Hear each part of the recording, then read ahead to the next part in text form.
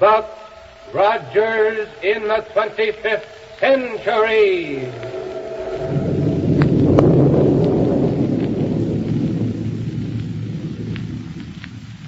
Buck Rogers is on the air, brought to you by the makers of Popsicle, Fudgicle, and Creamsicle, those delicious frozen confections on a stick. And now a message from the famous winner of the typical American boy contest, Popsicle Pete. Hello, everybody. Say, I just finished a game of table tennis. Boy, what a fast game. You should see my set. It's a honey. And you can get a table tennis set free, just like Pete's. Yes, table tennis and lots of other wonderful presents, just for saving bags from delicious Popsicle, Fudgicle, and Creamsicle. Listen to these gifts. A real movie camera, a wallet, roller skates, wristwatch, beautiful jewelry, a sleeping doll, fishing tackle. And that's only a few. So you'd better start saving bags right now. Enjoy genuine Popsicle, Fudgicle, or Creamsicle on a handy stick every day. They taste wonderful. Help to make you strong, too, because they're made from choice, fresh, healthful ingredients. The biggest nickel's worth anywhere. Hey, kids, get a free Popsicle gift list from your ice cream store. Tells you how many bags to save for the presents you want. And there's a free coupon with that list worth 10 bags to get you started. Well, now let's see. Kane and Ardale, you remember, have established a headquarters at the ruins of ancient Philadelphia and to put back Barney under the psychic restriction ray. Buck and Wilma, meanwhile, have returned to Dr. Hewer's laboratory to install a gyrocosmic relativator on their ship. However, as they were about to make the installation, But let's pick up the story at that point. Okay? Then here we go, 500 years into the future.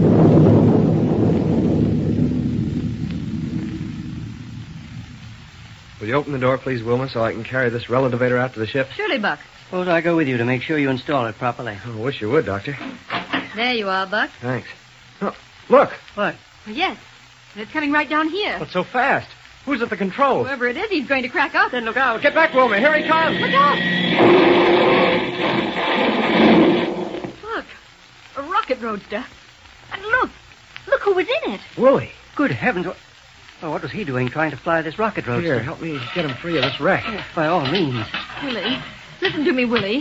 Here, I'll carry him into your laboratory, Doctor. Yes, Buck. I'll clear off a table to lay him on. Buck, is he still alive? Sure he's alive, but that was a nasty crack-up. Here now, Buck. You can lay him right down here on this table. Right, sir.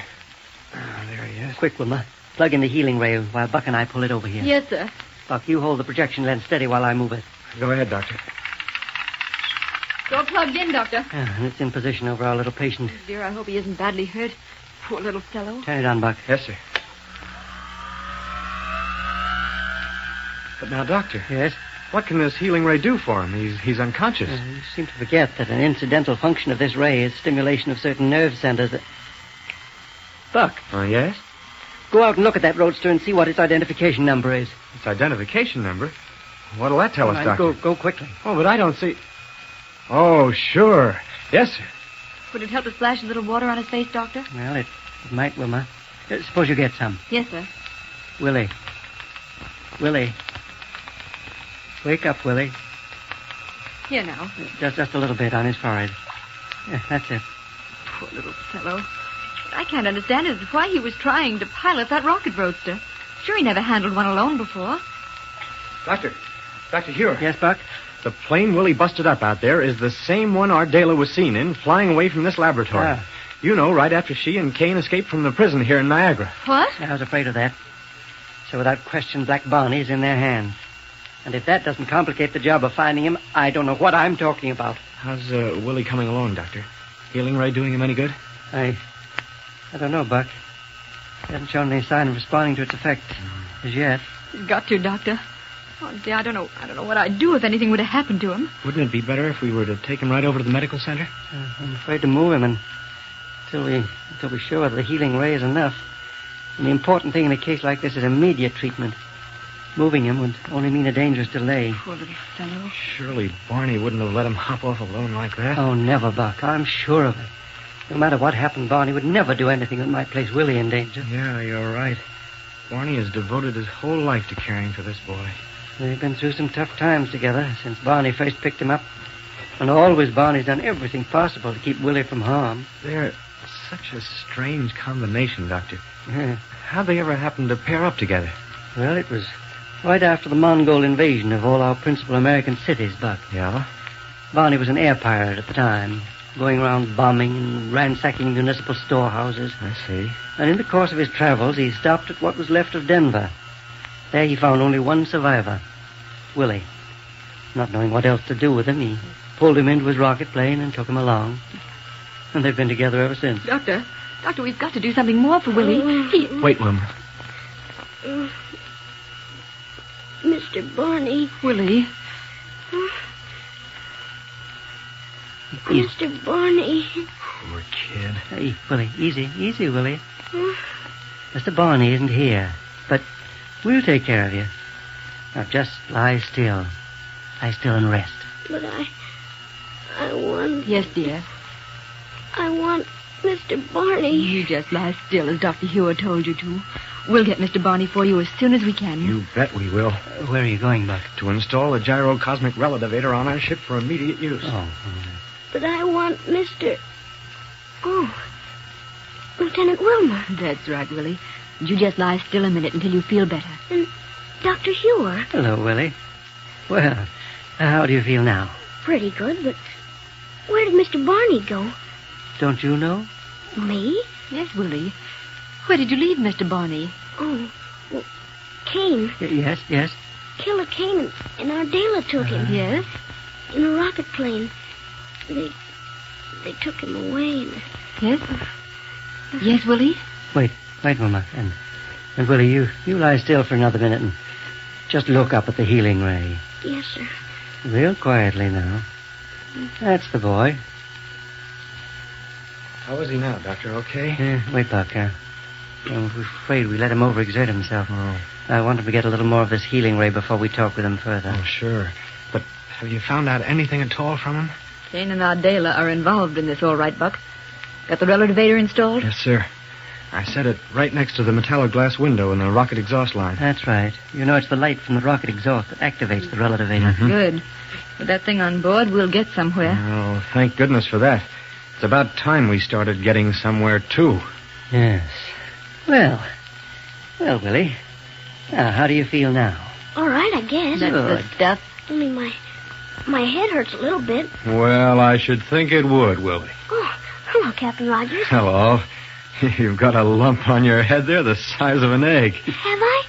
Honest? Honest to goodness. Why, Willie, that's a bump to be really proud of. I wonder what Mr. Barney'd say if he saw it. He'd probably think I was going to die or something. Yes, sir, Willie, he probably would. Well, you sound as though you're feeling pretty good now, Willie. Now, let's turn off the ray and let you sit in that easy chair there so we can talk to you. Here now. Oh, I can walk all right, Dr. No, Hewer. sir, you're going to let me carry you. Now, here we go. Oh, there. Say, this is like Mr. Barney carries me sometimes. That's so. Now, here. Now, you just sit tight here. Sure you feel all right now? Oh, sure, I feel fine. Say, this is some bump on my head, isn't it? It certainly is. Yes, sir. You want to feel it, Doctor? No, thank you. But now, Willie, Yes, Doctor? don't you know where Mr. Barney is? Yes, Willie. And what under the sun happened to you two after we radioed for you to come back here to Niagara? Well, we started back all right because Mr. Barney knew you wanted the gyrocosmic relative. Yeah? But all of a sudden, the door on one of the lockers there in our control cabin popped open, and out came Killer Kane. Buck, I knew it. So, he stowed away on board your ship, huh? Yes, sir. And he had a rocket pistol, so Mr. Barney had to steer wherever he wanted to go. And where was that? We kept flying straight southeast, until we came to the old ruins of Philadelphia. Uh-huh. And if I remember correctly, that's where Professor Smith once had his headquarters. Professor Smith, the mad scientist. Yes, sir, Captain Rogers, before he set up headquarters on the moon. And, did you land there? At the ruins of ancient Philadelphia? Well, we landed near there, Captain. You see, Miss Ardale had already come over in the rocket roadster I just busted up, and she was waiting for us. Yeah, so? Well then, Mr. Kane made Mr. Barney and Ardale get on board our ship, and he made me get into the roadster, and he told me to... Oh, here, I almost forgot. Forgot what, Willie? This note he gave me to bring along. Note? Yeah, here, Captain Rogers, it's for you. Oh, let's see. What does it say, Buck? My dear friend Rogers. Yes. We are looking forward to a visit by you and Wilma at our new headquarters. If you can find them. Signed Killer Kane and Ardela. Buck, we've got to find that pair if it's the last thing we do on Earth. Yes, but if I know that pair, you may have to go far beyond Earth to find them. Right.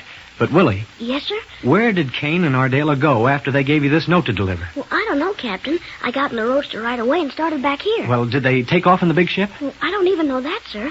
I'm not very used to flying, you see, and I had to keep my eye on the controls all the time, Yeah? so I didn't dare try to look back at them, too. Yeah, I see. But what made you crack up out here the way you did? Well, I guess it was because I tried to do a fancy landing like Mr. Barney does, I guess, and I guess my hand must have slipped a little bit on the control lever. Well, whatever it was, you certainly came down with a terrific bump. Well, I'm all right now. I feel I fine. hope so. Only just you wait till I get my hands on Mr. Kane for taking my Mr. Barney away from me. Yes, sir. No, sir. You'd better take it easy for a while. Yes, Willie, I think the best thing you can do is to take a nice little rest over at the medical center. Oh, now, Doctor.